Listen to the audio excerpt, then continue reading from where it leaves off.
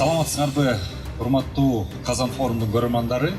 Кезектеги Казан форумдун жайкы сессиясы силердин назарыңызга сунуштайбыз. Бүгүнкү биздин Казан форумдун бир эле темасын алып чыгууга биз туура көрдүк. Бул мамлекеттин башкаруу системасы. Тагыраак айтканда, мамлекет кандай системада башкарылыш керек? Президенттикпи же парламенттикпи? Акыркы 9 жылда биз парламенттик системанын башкаруунун астында жашап келатабыз. Жана мындай айтканда мамлекетибизди алдыга жылдырыппы, же өнүктүрүппү, же артка кетириппи дегенде ошондо келип жатабыз. Эми бүгүнкү күндө акыркы мына бир жылда тагыраак айтканда президенттик шайлоодон кийин көптөгөн суроолор жаралай баштады. Ушул парламенттик системаны канчалык эффективдүүлүгү. Ошондой эле буга чейин биз эки президенттин астында президенттик мындай айтканда башкаруунун астына келдик. Анын дагы результатын көрдүк. Эми бирок ушул мындай айтканда бүгүн ушул эки системанын салыштырууга убакыт келди. Канчалык ушул эки система, парламенттик же президенттик, бизге ылайыктуу жана бүгүнкү күндө керектүү деген суроолор жаралып келди да. Ошону бүгүн талкуулоого биздин арабызга бизди көптөгөн Кыргыз элинде жаңы чыккан серепчилер чакырдык. Эми азыр ушу түз эле талкуулоого өтсөк. Акыркы кезде өзүңүздөр көрүп каласыздар. Көптөгөн эле биздин парламенттин мүчөлөрү, мындай тагыраак айтканда депутаттары өзүнүн элитабыз деп айтып киришти. Көптөгөн мындай айтканда Кыргыз мамлекетинин көйгөйүн чечип келатабыз, кызыкчылыгын коргоп келе жатабыз деп айтып киришти. Эми буга чейинки алардын мурунку ажообуздун кезинде позициясын да көрүштүк.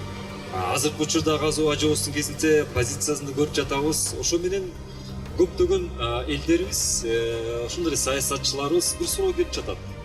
Канчалык деңгээлде биздин башкаруу системабыз эффективдүү? Биз Кыргызстандын тарыхында 28 жылдык тарыхта ар кандай мамлекеттик түзүмдөрдү көрдүк. Күчтүү президенттик түзүмдү көрдүк. Парламенттик, президенттик башкарууну көрүп атабыз азыркы күндө. Буга чейинки тарыхты, жакынкы тарыхка карай турган болсок, президенттик, мамлекеттик, парламенттик дагы бир ушундай шарттары бар, бир ушундай бир түзүм да болду да. Акыркы биздин кабыл алган конституциябызда биздин Кыргызстан мамлекети бул парламенттик, президенттик мамлекет. Анткени дегенде мыйзамдарга көрсөтүлгөндөй негизги күч, мамлекеттеги күч балансы, басымдуу көпчүлүгү парламентте болуш керек болчу да. Бирок бүгүнкү күндүн жашоо шарты көрсөткөндөгүдөй парламентибиз ошол вазифаны так аткара албай, кандайдыр бир айрым серепчилер элде айтылган сөздөрдү бежеңдегөндөй болуп, башка өзүнүн принципиалдуу миссиясын аткара албай келет да. Ошол себептен эл арасында да айтылат, бизге бул тамдаган жолубуз туура болгондо кандайдыр бир бийликтин бир айрым күчтөрдүнбү, же болбосо айрым бир блоктунбу, же болбосо айрым бир адамдынбы бир чечкиндүү бир адамдардын негизинде гана бир ушу мыйзамдарыбыз иштеп, анан кийин Кыргызстан бир кандайдыр бир өнүгүү жолуна түшөт деген ойлор, пикирлер айтылып келет да.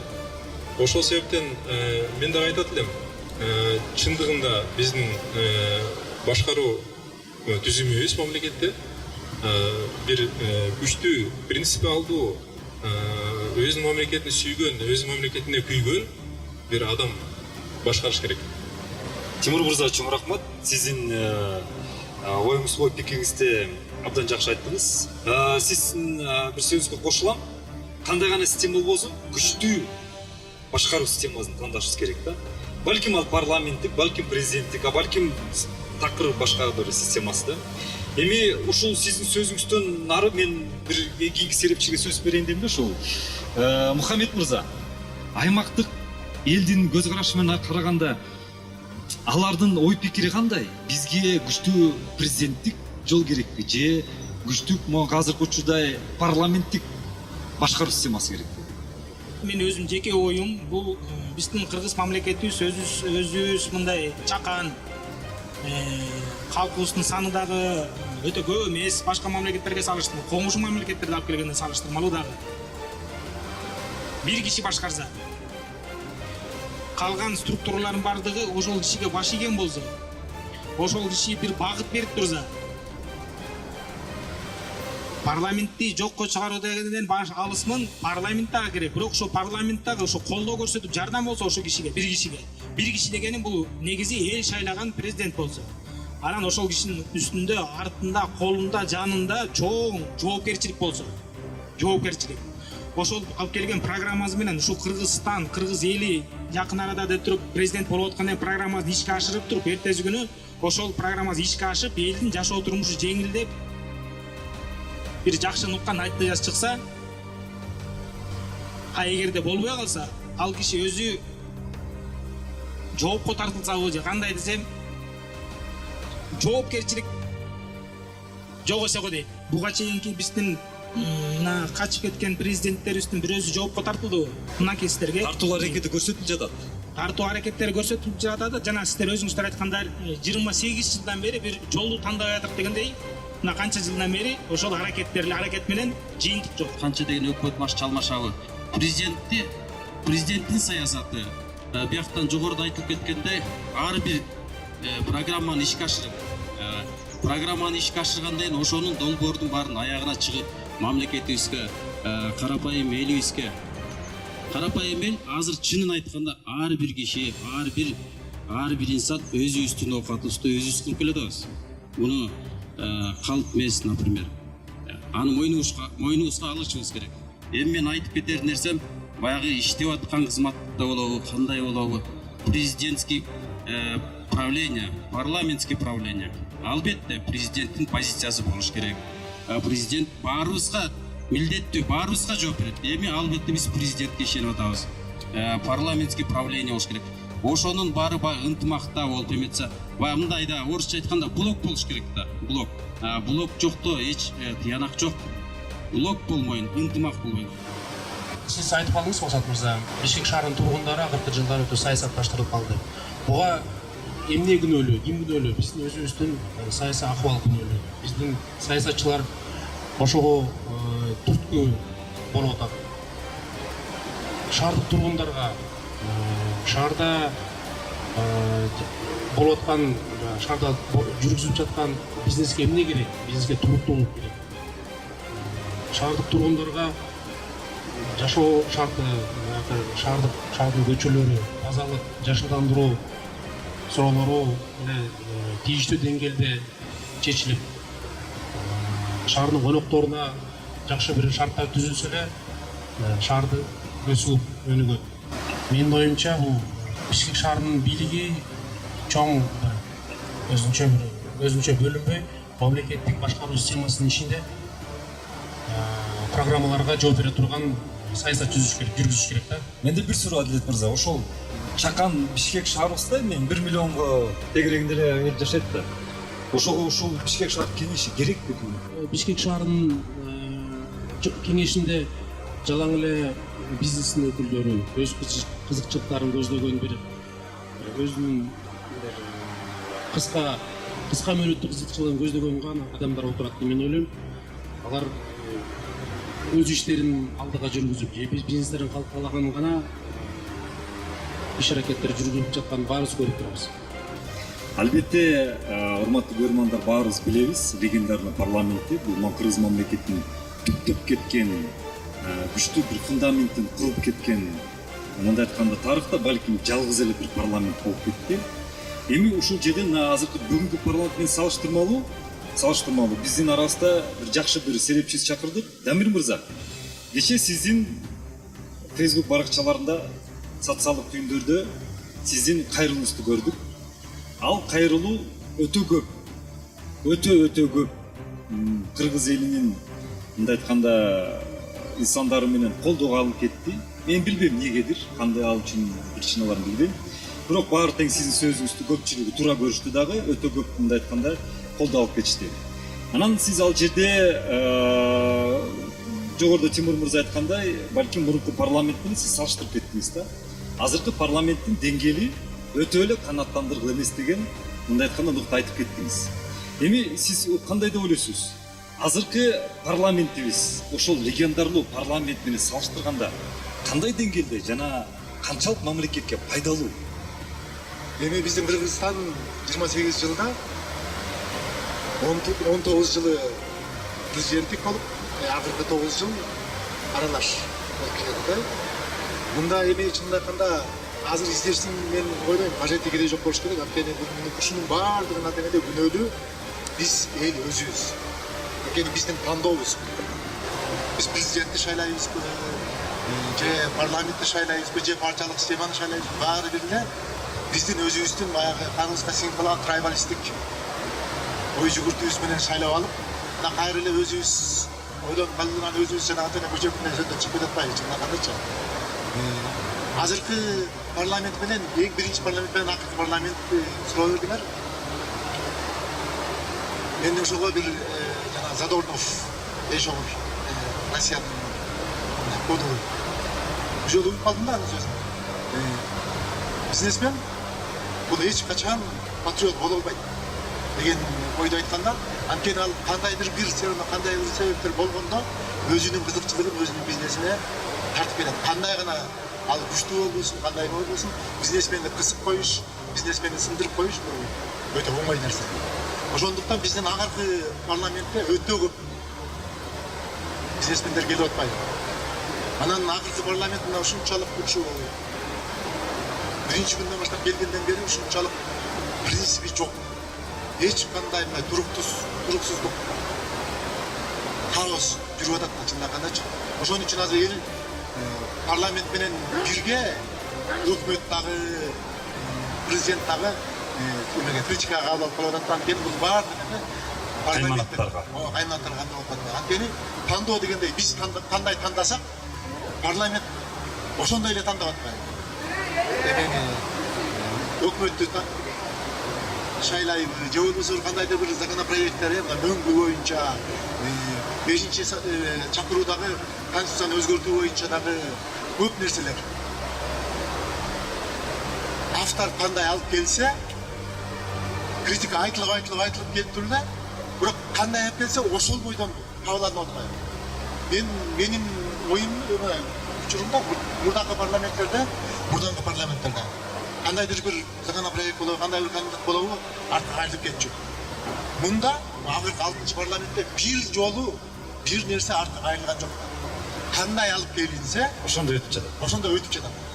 Биз ханга баш ийип атабыз, бирок жоопкерчиликтин баарын даже премьер-министрди шайлаганга биз президентке өткөрүп берип атабыз. Анткени деген бул күндө көрүп атабыз парламент, биздин бул парламенттин созывында канча премьер-министр алмашып кетти. Анткени деген аткаруу бийлиги премьер-министрдин күчүндө да. Анан кийин биз айтып атат программасы менен премьер-министр келет дейт, парламент колдойт. Бир жылдан кийин иштейт же парламент, ал премьер-министр жооп кетип, бир жоопкерчилик болуп келип атабы же жөн эле бир шахматный порядке премьерлерди алмаштырып атышат да. Чоң проекттерди, чоң жазалмаларда ким аткарат? Аткаруу бийлигин алар деген азыр жанагы өздөрүңөр билесиңер, ар бир фракциянын өзүнүн министерствосу бар. Анан премьер-министрге кээ бир министрлер баштай ийбейт да. Мындай айтканда, орусча айтканда коллективный безответственность жаралып жаткан экен азыр учурда. Туура айтып кеттиңер. Бүгүнкү күндө орусча айтканда коллективная безответственность болуп келатат. Анткени деген карапайым эл бийликти карайт.